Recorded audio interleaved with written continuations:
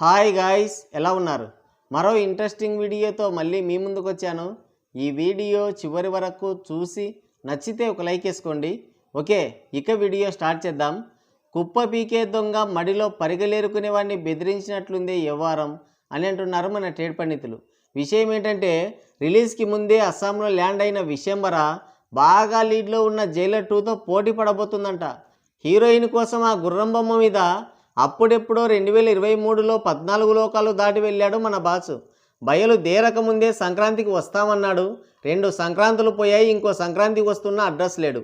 అక్టోబర్లో దీపావళి కానుకగా వద్దామనుకుంటుంటే వచ్చి రాగానే జైలర్ 2తో పోటీ పడాలంట. బాసుకి రిటైర్మెంట్ ప్లాన్ చేశారు ఎవరో. హైప్ ఉన్న సినిమాకు కూడా పేకు పోస్టర్లు వేసుకునే క్రేజ్ అయినది. అలాంటిది విశ్వంబర అనే సినిమా ఒకటి ఉందన్న విషయం కూడా ఆయనకు తెలియదు. అలాంటిది ఆల్రెడీ ఒకసారి నేల నాకించిన సినిమాకి సీక్వెల్గా వస్తున్న సినిమాతో పోటీ అంటే రిటైర్మెంట్ కాక ఇంకేముంది. పాపం రీఎంట్రీ అప్పటి నుంచి ఎన్నో డిన్నర్ సెట్లు ప్లాన్ చేసి సినిమాలు చేస్తున్నా ఒక్క హిట్ కూడా లేదు. మొన్న సంక్రాంతి సీజన్ని అడ్డం పెట్టుకొని ఒక్కసారి గట్టెక్కాడు. ఫ్యామిలీ ఆడియన్స్లో వెంకీ మామ, అనిల్ రావిపూడి అన్నయ్య క్రేజ్ని అడ్డం పెట్టుకొని ఒక హిట్ కొట్టాడు. జన్మకో శివరాత్రి అని 10 ఏళ్ళకి ఒక హిట్ వచ్చింది. వాళ్ళ పుణ్యమాని. అది కూడా అంత ఈజీగా రాలేదు. ఒరిజినల్ రివ్యూలు ఇచ్చిన వాళ్ళని బెదిరించి సొంత పిఆర్లను రంగంలోకి దించి బాకాలు ఊదించుకొని థియేటర్లన్నీ బ్లాక్ చేసి టికెట్ రేట్లు పెంచుకొని ఫేక్ పోస్టర్లు వేయించి అబ్బో చాలా తతంగం ఉంది. అన్నీ చేస్తే అది బ్రేక్ ఈవెన్ అయింది.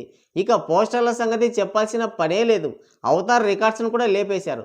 మొన్న శరణమన్నయ్య కూడా సేమ్ అదే ప్లాన్ ఇంప్లిమెంట్ చేశారు, కానీ వర్కౌట్ కాలేదు. అదేంటే సంక్రాంతి సీజన్ అయి గట్టెక్కింది, ఎప్పుడు వర్కౌట్ అవుతుందా? ఈ విశ్వభారం కూడా డిన్నర్ సెట్లో భాగంగా సెట్ అయింది. బింబిసార సినిమా హిట్ అవ్వడంతో వశిష్ఠ అన్నయ్యకి డిన్నర్ టేబుల్ దగ్గర ఓ కుర్చీ దొరికింది. బింబిసార సినిమా హిట్ అయిందని అభినందించడానికని చెప్పి పిలిచి ఆయన అభినయంతో ఒక సినిమాకు ఒప్పించుకున్నాడు. అదే భస్మంబర. మొహమాటానికి పోయి మున్న కడుపు తెచ్చుకున్నట్టు అయింది ఆయన పరిస్థితి.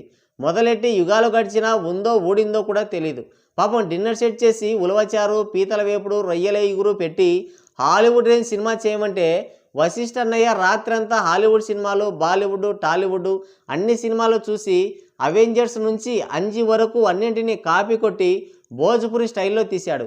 ఏటి ఈతకు లంక మీతకు సరిపోయిందన్నట్టు ఆయన డిన్నర్ సెట్ చేసినందుకు ఈయన ఈ సినిమా తీసినందుకు సరిపోయింది. ఏది కాని వేళ గేదె ఈన్నట్టు అవుట్పుట్ చూసుకోకుండా ఆదరబాదరాగా టీజర్ రిలీజ్ చేశారు. ఆ టీజర్ చూసి బయ్యర్లకి లంగోట ఊడిపోయింది. వంగి ఊడిన లంగోట తీసుకుందాం అనుకుంటే ఆ గ్యాప్లో డిన్నర్ సెట్ చేసి నెత్తిన చేయి పెడతాడేమో అని పోతే పోయిందిలే నా లంగోట అని వెనక్కి తిరిగి చూడకుండా లగెత్తారు. ఇక అప్పటి నుంచి దాని పెన్ డ్రైవ్ని డయర్లో వేసుకొని తిరుగుతున్నాడు నిర్మాత. ఆ డయర్కి కూడా బూజు పట్టింది. ఎవడో ఒకటి చేతిలో పెట్టి డయర్ మార్చుకుందామంటే ఎవడో ముందుకు రావడం లేదు. అమ్మపోతే అడవి, కొనబోతే కొరివి అన్నట్టు ఎంతో కొంతకు అమ్మడానికి బడ్జెట్ చిరిగి శాటంతై సాపంతైంది. పోనీలే కొందామంటే బయ్యర్లకి తడిగుడ్డ తప్పదు. ఇది పరిస్థితి. బిజినెస్ కాలేదని మనకు తెలియదు అనుకొని శరణమన్నయ్య గేమ్ డేంజర్ కోసం త్యాగం చేశామన్నారు. అవును మరి, 2 ఇండస్ట్రీ హిట్ సినిమాలే. ఇక వాయిదే జీవితకాల వాయిదాగా మారిపోయింది. జనాలు మర్చిపోయారు, బాసు మర్చిపోయాడు. మరి ఎవరు గుర్తు చేశారో తెలీదు.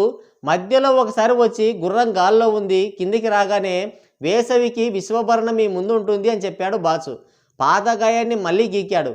ఈ సినిమా కోసం ఫ్యాన్స్ కంటే ట్రోలర్సే ఎక్కువగా ఎదురు చూశారు, కానీ వేసవి కూడా రాలేదు. దాంతో ఎన్నో డౌట్లు. ఆవేశంతో 15వ లోకం కూడా దాటిపోయి ఉంటాడా? లేదంటే మధ్యలో గుర్రం మొరాయించిందా?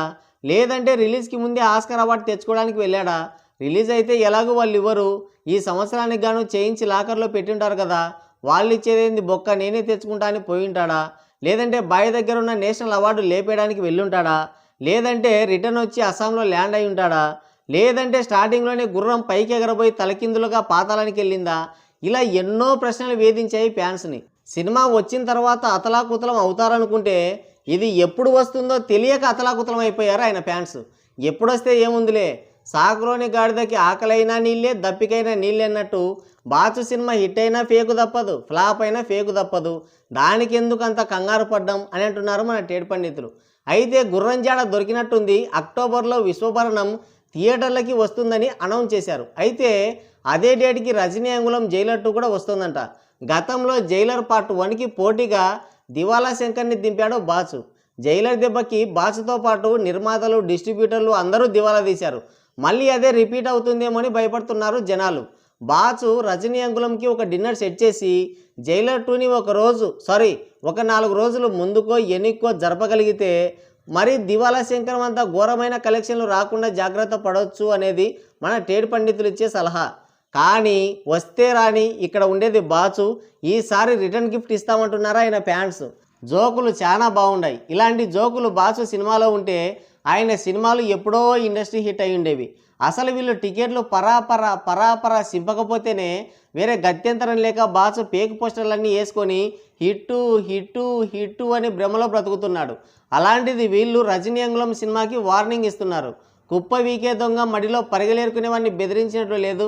Last time NTR War 2 Rajini అంగుళం కూలీ సినిమా క్లాష్కి వస్తే ఆయన ఫ్యాన్స్ అంతా కూలీ సినిమాకే సపోర్ట్ చేశారు. వార్ 2ని ట్రోల్ చేశారు. కర్మ విల్ రిటర్న్స్ బ్యాక్. ఇప్పుడు వాళ్ళు సోషల్ మీడియాలో ఈ క్లాష్ని డిఫెండ్ చేసుకోవాల్సి వచ్చింది. కోర్టు నుంచి పర్మిషన్ తెచ్చుకుంటే అయిపోద్ది అనుకుంటున్నారేమో. అదవదమ్మా. మనం ఒక ఫ్యాండమ్ని గిల్లుకుంటే అడ్డుకోవచ్చు, కానీ మనం అందరినీ గిల్లుకుంటాం కదా. లేనిపోని పీకులాట, చావిడిదాకా గుంజులాట అని ఆ లేనిపోని గిల్లుడు ఇప్పుడు రివర్స్లో వస్తుంది. మరి భస్మం మరకి టికెట్లు పరాపర సింపుతారా లేదా చూడాలి. అప్పుడు కూలీని మోసిన కూలీలు కూడా ఈ జైలర్ 2కే పోతే ఈ సినిమా పరిస్థితి ఏంది అనేది కూడా అంతు చిక్కడం లేదు అని వాపోతున్నారు మన ట్రేడ్ పండితులు. మరి మీరేమంటారు కింద కామెంట్ చేయండి. సో గైస్, ఇది వీడియో. మరో ఇంట్రెస్టింగ్ వీడియోతో మళ్ళీ కలుద్దాం. Thank you. Take care. Bye bye.